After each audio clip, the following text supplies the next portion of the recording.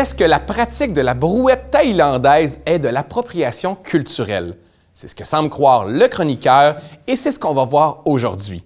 Parce qu'aujourd'hui, on parle de position sexuelle. Non, d'appropriation culturelle. Ah, ça aurait été tellement plus simple. L'expression appropriation culturelle est relativement récente. Elle apparaît d'abord en anglais au début des années 90, mais son utilisation devient beaucoup plus fréquente depuis une dizaine d'années.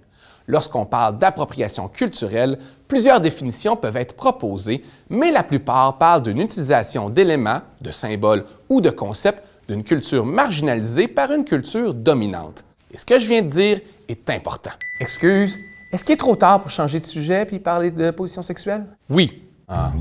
L'utilisation d'une culture marginalisée par une culture dominante, c'est l'essence même du concept d'appropriation culturelle. Par exemple, si des membres de la communauté noire peuvent trouver qu'un blanc qui porte des rastas, c'est vexant et ça représente une forme d'appropriation culturelle, que tu sois d'accord ou non, c'est pas l'idée pour le moment.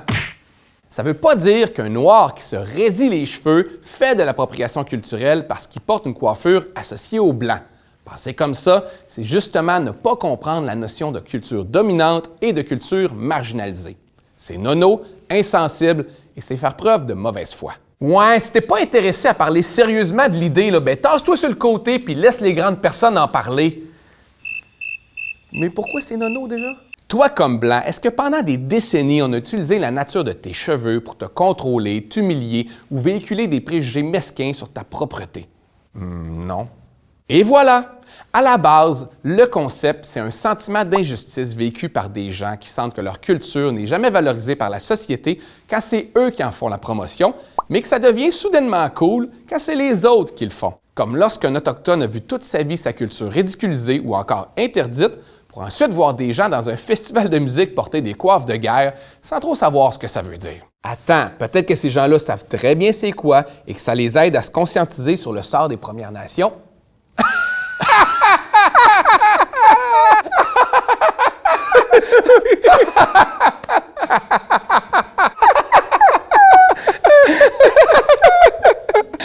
Elle est bonne. Évidemment, la question de l'appropriation culturelle suscite de nombreux débats, souvent émotifs. Tout d'abord, parce que ça peut être très confrontant de se faire dire que nos gestes peuvent blesser des gens quand on n'a pas l'impression d'être mal intentionné. Les critiques qui mettent à mal notre ego peuvent parfois être vécues comme des agressions. C'est pour ça que des gens ont parfois des réactions disproportionnées face à une critique qui leur a été faite. Tabarouette! C'est quand même intense. On n'est pas là pour juger de la fragilité de certains égos. Ouais, mais comment on détermine la différence entre l'appropriation culturelle et une mixité culturelle saine? C'est exactement ça qu'on est en train de déterminer comme société. Oh, désolé de vous interrompre, continuez. Dans son application, le concept d'appropriation culturelle est sujet à controverse.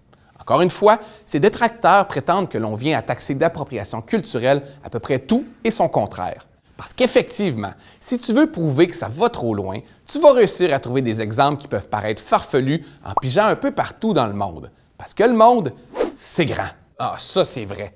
Non, mais on s'entend là-dessus, c'est grand le monde. Là. Je veux dire, il y a beaucoup de monde dans le monde. Là. Fait que c'est sûr qu'il y a au moins une personne par jour qui fait une niaiserie. Là. Que ce soit l'Université d'Ottawa qui mettait fin à des cours de yoga en 2015 ou des étudiants qui manifestent contre des sushis américanisés dans une université américaine. Parce que comme disait Charles Maurice de Talleyrand-Périgord, « Wow! Avec un nom de même, là, tout ce que tu dis doit vraiment être brillant. Tout ce qui est excessif est insignifiant. » Et j'ajouterais, autant que certains cas peuvent paraître exagérés, autant la réaction des gens à ces cas peuvent aussi être exagérées. Petite parenthèse, le racisme anti-blanc, ça existe. Mais en même temps, c'est différent. On le retrouve souvent dans des actes interpersonnels comme des propos dénigrants entre deux personnes. À la différence du racisme institutionnel et systémique dont peuvent être victimes les groupes minoritaires et qui affectent l'ensemble de leur vie. Ouais, c'est comme si on disait « OK, là, ça fait assez longtemps qu'on parle de la famine en Afrique, on peut-tu en revenir puis parler un peu du fait que moi, quand je vais au dépanneur, souvent, il n'y a pas de chips crème sure et oignons. Je comprends ce que tu veux dire, mais en même temps, c'est pas vraiment ça. Il est aussi important de préciser que le concept d'appropriation culturelle ne fait pas l'unanimité, même parmi les principaux concernés. Parce que oui, les communautés marginalisées ou minoritaires ne pensent pas toutes pareilles, comme les membres de la majorité non plus. Super! Mais avec tout ça, tu n'as pas répondu à la question c'est quoi la brouette thaïlandaise? Pour les plus curieux, c'est ça la brouette thaïlandaise. Ah! J'ai eu l'image du chroniqueur dans cette position-là. Ah non, mes yeux brûlent. Je pense que ça va jamais revenir. Qu'est-ce qui se passe? Tout ce qui est exagéré est insignifiant. Ah! Ah! Ça brûle!